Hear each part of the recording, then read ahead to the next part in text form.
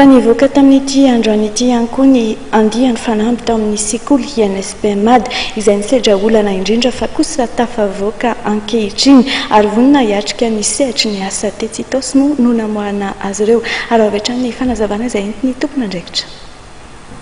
Tanterahana teto zany tompoko ny sortie de promotion ny promotion atao hoe fanampy misy mpianatra 10 amin'ny filière telo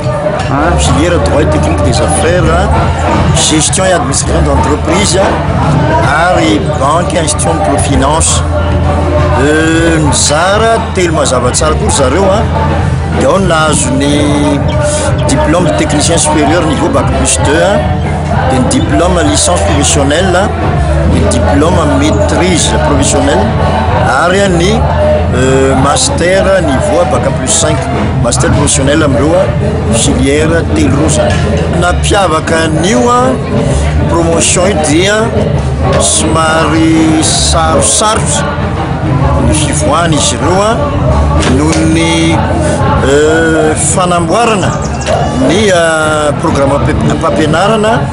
ifandray amin'ilay système LMD ka ny ary zay indrindra nanaovana azy hoe fanampy eo amin'ny sehatry ny asa atao amin'ny INSP MAD dia mahazatra ny